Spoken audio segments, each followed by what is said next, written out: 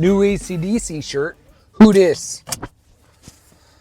We are heading out. We are going out to California. Of course, we're going to California. I live in California. We're going out to Corona, California. That's not the epicenter of the pandemic. Yes, that must have been a weird place to live at during the pandemic. Coronavirus. Well, I live in Corona. No, that would be horrible. But that's where we're going. I'll be in traffic. It's about a 2-hour drive. I think Waze has me going about an hour and 55 minutes. That's how long it's going to take. I'm going to stop by Starbucks, of course. Even though I'm trying, this week I said I was going to wean myself off of coffee and Starbucks. And of course, I have 2 shows that are out of LA. Significant drives. 2 hours for me is a long drive. Especially in traffic, the rocking of the brakes and the gas and the brakes and the gas puts me to sleep. I don't know about y'all, but I can't deal with that. So I have to go to Starbucks to get my coffee. Then I'm going to go pick up my buddy Miguel. I invited my friend Robert to come out. I always invite that fool to come out, but I don't know. You're always cleaning your apartment. He's got a small apartment, and he's always cleaning it. It's nice. Every time I go over there, it's super clean, but so I don't think he's coming. I told him to hit me up. It's already almost 5 o'clock. He hasn't hit me up yet, so poo-poo on you, Roberto. But yeah, I'm featuring for another comedian, Steven Briggs. Very funny dude. Very funny storyteller.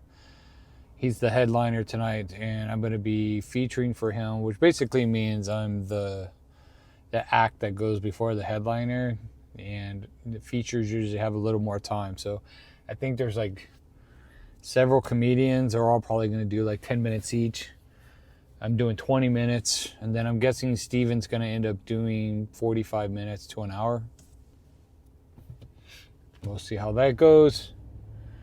I'm down to do a little bit longer sets for sure. I'm always down to do that, especially since next month I'll be out of town and I'm going to be featuring for my buddy, and he told me to be prepared to have 25 to 30 minute spots 3 nights in a row, so that'll be really nice to work on some material.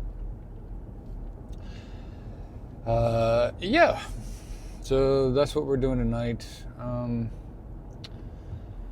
Gotta get my Starbucks though. God, I really gotta write a bunch of jokes about Starbucks. The only stuff I have about Starbucks, really, about Starbucks is how I got into comedy.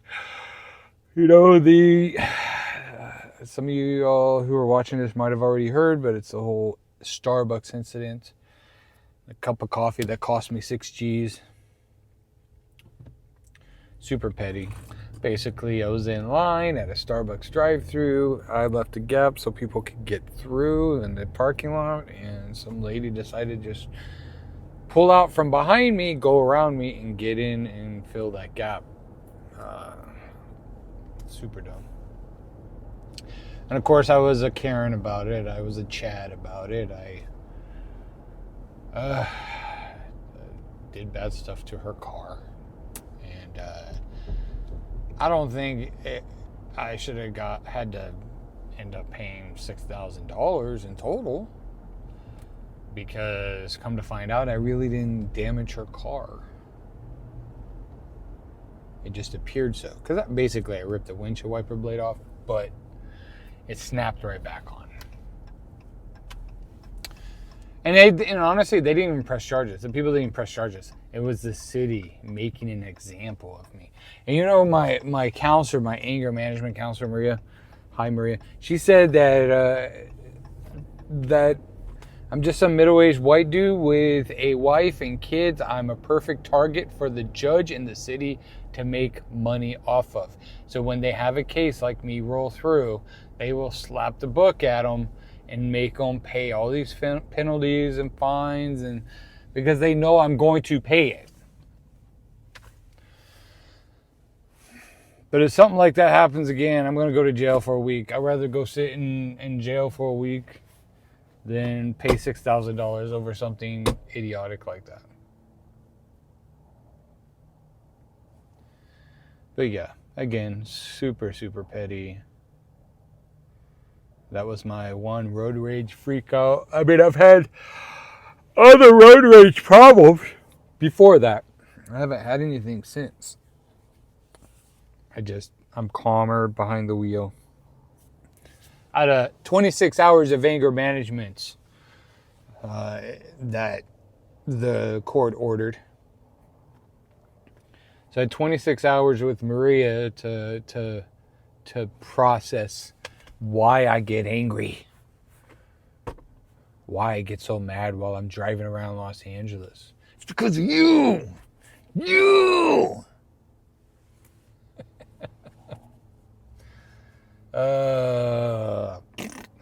Yeah.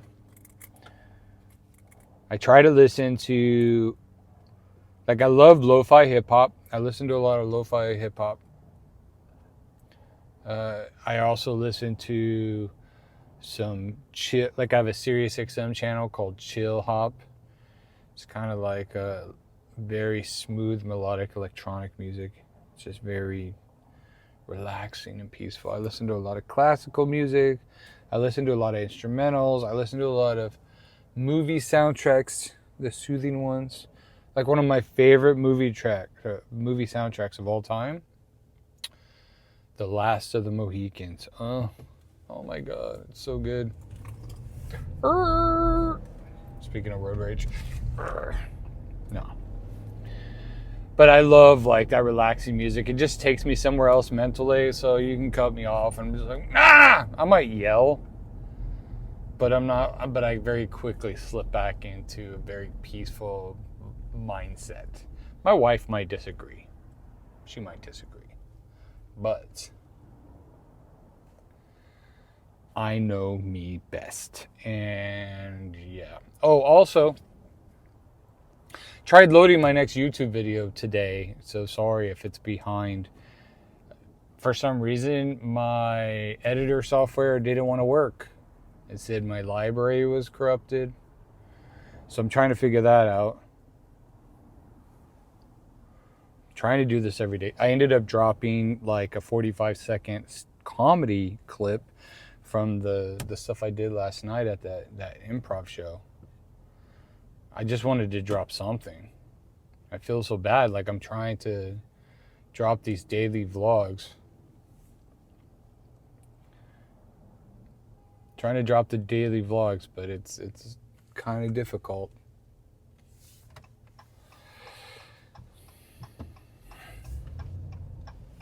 Sorry, making my turn here and a lot of traffic. Anyways, I'm thinking maybe I need to update my computer, but I honestly, I just don't have the income. I haven't worked enough on sets to justify me going out and buying a $3,000 computer. But, I don't know if that's what it's going to have to take. I'm going to try everything I can. Maybe I can do some basic edits on my iPhone. I know iPhone has, excuse me, I could turn that off. Has editing software, so I could try that. That's what I might do. I might actually try that first before I go and buy a $3,000 computer that I can't really afford.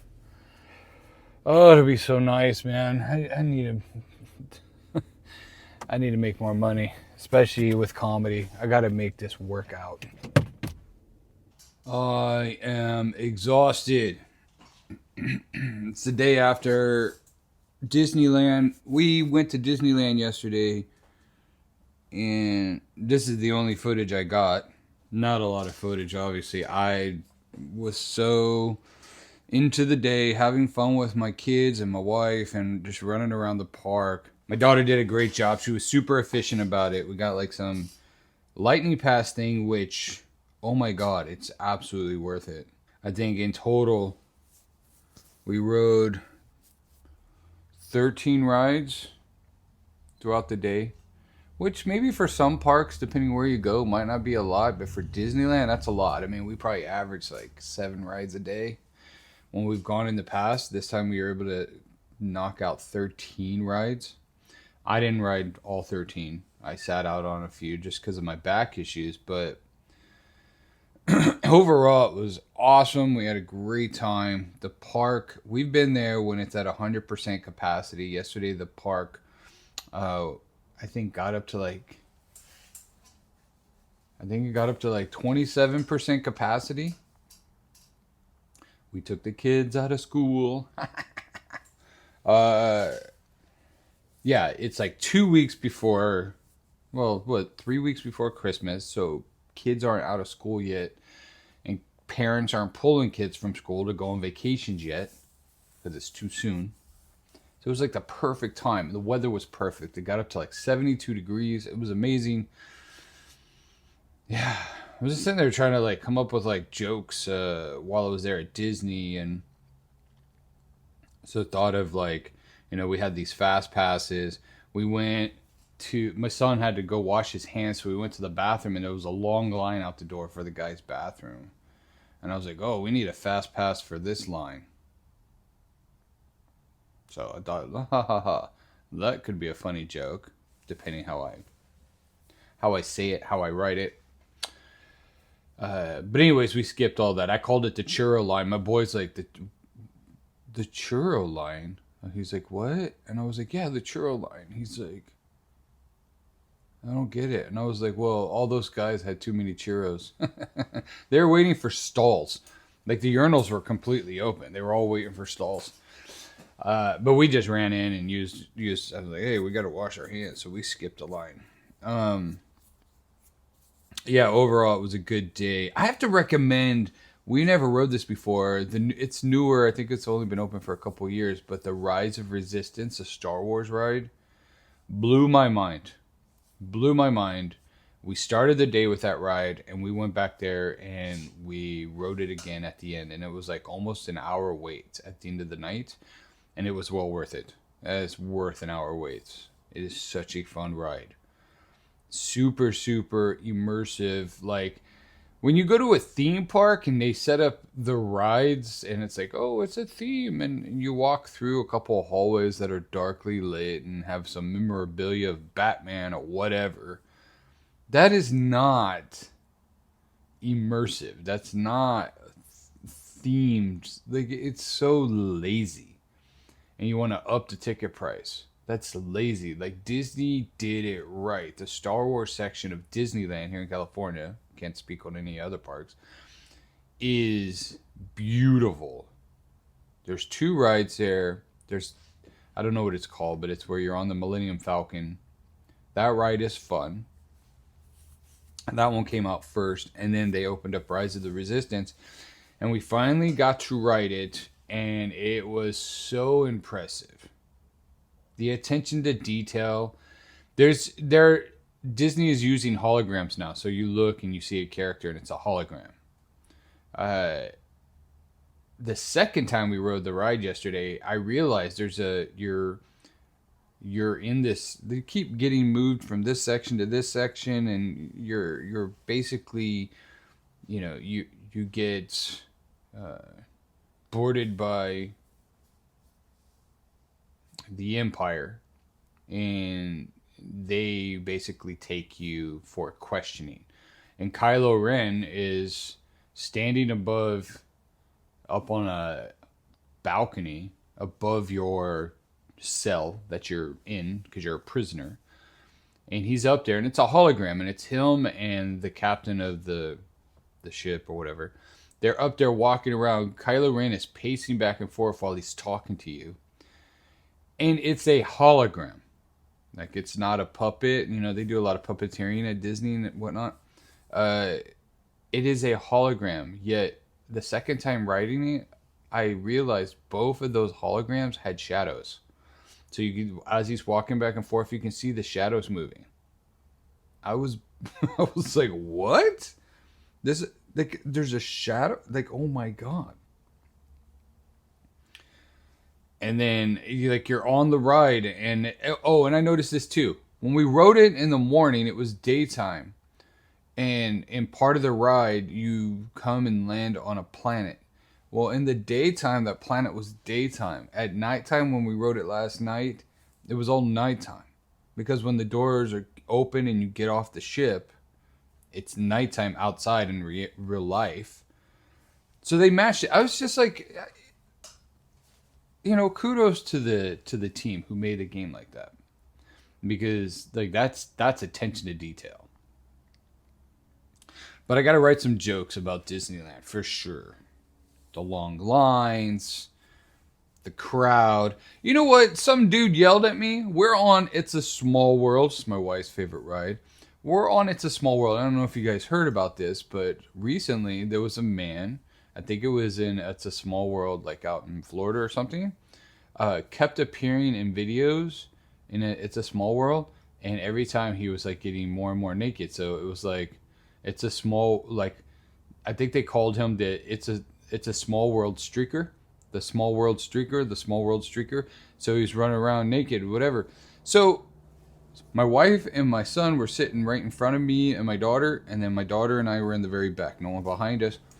Obviously, people in front of my wife and forward. I was like, this dude was running naked. I was like, oh, we're gonna go on this ride. Maybe we'll see the It's a Small World streaker, and his, obviously it's a small world, so maybe he has a little penis, and the guy in front of my wife and my son turns around and goes, excuse me, I have a 4-year-old. And I'd appreciate it if you don't use that kind of language. I was like, what? Penis? Like, dude, teach your 4-year-old son what a penis is. He's got one. I understand. Okay, as a parent with 2 kids, I've heard people use the F word, the C word. And then when it's one time, I just kind of let it go. My kids are growing up in this world, and they have to learn how to adapt to that. And eventually, they're going to probably use those words. I can't control what they say. But when someone's, crammed in around a bunch of children, they, came into my space and they start using that type of language, and it's a lot, then I've said something. I have said something in the past on multiple occasions, and I get that. But bro, when someone comes around you and you come out into a public space where everyone is having a good time, and you hear someone say penis, shut the fuck up, bro. Just shut up. Like, come on, dude. Like, he made it weird. And I'm in the back laughing. Like, pfft. And he just stared at me. And I was like, what? What are you going to do, dude? Like, come on. Can't say the word penis in front of your 4-year-old. He's got one, dude. What do you call it? Oh, your little sausage. Your little sausage. Like, would that have been okay? Your little Vienna sausage. What do you call it? A Cheerio? Hey, be careful. Cover up your Cheerio. Like, that's so stupid, dude. Teach your kid the word penis. Okay? Make the world a better place. Kid's gonna go to preschool and hears some kid in preschool say fuck. He's worried about an adult saying penis in this vicinity of his kid. So idiotic, dude. So idiotic.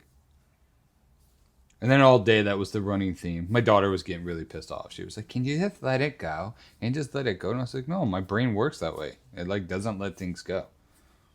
All day. I was like, penis! My daughter would get mad. Oh, yes. And then getting on the tram going into Disneyland, it was like we were sitting right by the guy who talks over the speaker. So he was like, hello, family. He's like, if you can answer this trivia question, I'll let you stay on the tram until we get to the park. Which I thought was funny. Like, what are you going to do, kick us off? But it was a very interesting question. He said there are 4 times the Disneyland park has been closed in its history. What are the 4 times it's been closed? And I was like, oh, 9/11.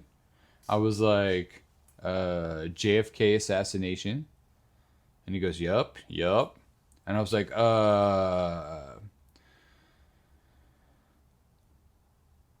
And I was thinking COVID, but he goes, "What happened a few years ago?" So, yeah, duh. Yeah, COVID. I mean, obviously it got shut down then. And the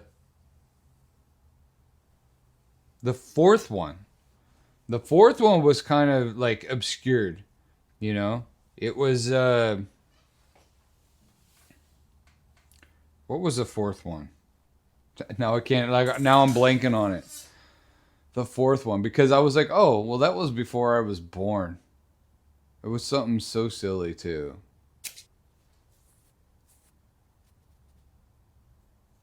Hmm. Now I'm drawing a blank. Go look it up. The fourth time. It was before I was born. Like I was like, dude, that was before I was born. He's like, me too. Why am I blanking on that one? That it was JFK, COVID, 9/11. The park was closed. Whatever. Maybe it'll come to me in a minute. But anyways, uh gonna get this uploaded here, and I got some stuff to work on today. The show I did 2 nights ago was fun. It was a very small audience. It was like maybe 20 people in there, but they came to laugh and they came to have a good time, and I had fun. I featured for Steven Briggs, so I did 20 minutes, and yeah, it was a good time. Like we had a great time, and just kind of like went through my set since I'm gonna be doing 30 minutes in Wichita next month. I just wanted to work out 20 minutes of my material and kind of arrange it in a way where it makes sense, and it seemed to work out really well. I was stammering around with my joke. I have this set of jokes where I talk about my wife liking little people and how I'm married to a little person, a little Filipino lady. And yeah, I mean, I kind of like messed up the order, and I've done those jokes a bunch of times, a few dozen times, but still kind of just working it out. But overall, I was happy. Once I started getting into a rhythm, it took me a few minutes to get there, but once I started getting into it, I had a good time, and I can't complain. And everyone there seemed to have a good time. My new World Trade Center joke went over really well. Like you even could hear the bartender in the background. He goes, "Oh, that's beautiful," and I was like, "Yes, yes, that is beautiful." Yeah.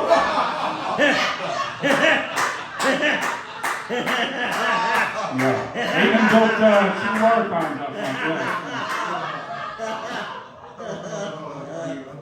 Yeah. Someone said that was beautiful. I love that. That's awesome. So I was very happy about that, to get that response, because I have another joke that I've done where I've on two different occasions have heard an audience member go, "Haha, that's clever." And so anytime you solicit like that kind of a response, people are like, "Okay, that was well written. That was good." You know, is it the funniest way of saying it yet? No, I'm still learning. You got to say a joke 100 times, 500 times before you really figure out that rhythm. I was talking to Steven Briggs, the headliner of the show, and he had this hilarious joke. I told him, I was like, "Dude, that's funny." And it was this joke about being in Germany and going into a sex club, which he thought was a nightclub, and what unraveled throughout the night. And it's hilarious and well done. Bravo, Steven. But he said he had been doing it for about a year, and it was not working at all. But he said he knew it was funny, and he kept moving it around and saying it this way and then saying it that way and using this type of body language versus this type of body language. And it just started clicking recently. It just started working. And he was very happy about that. But it was a great joke. But that's what you have to do. Like, I have a lot of jokes that I've tried a couple times. I'm like, it's not really working out. And I've shelved them. You don't throw them in the trash. As a comedian, you never throw your jokes in the trash. But I have shelved them until in the future when I'm like, you know what, I want to pull that again and try it out, but let's try it differently. And that's what you do as a comic, you know? So, yeah, I mean, had a good time doing that material. Got some great responses from the audience. It was a small audience, but it's totally okay. And yeah, we're going to move on from there. We got some more shows coming up. It's almost the holidays. It's a good time, you know, coming up to the new year. Like, I'm going to be working on my jokes, but also working on my goals. My goals for this new year. Like, a major goal is getting Kidder done. I have to get that show edited and done. Like, I have to. Even if it's not perfect, even if I, like, there's animation parts, even if they're not animated, but I have, like, placeholders where, you know, we see stick figures on a piece of paper and it says it and you hear the dialogue, the voiceover. I'm okay with that too. Anyways, all right. That's good enough for now. I will talk to you guys later. Bye.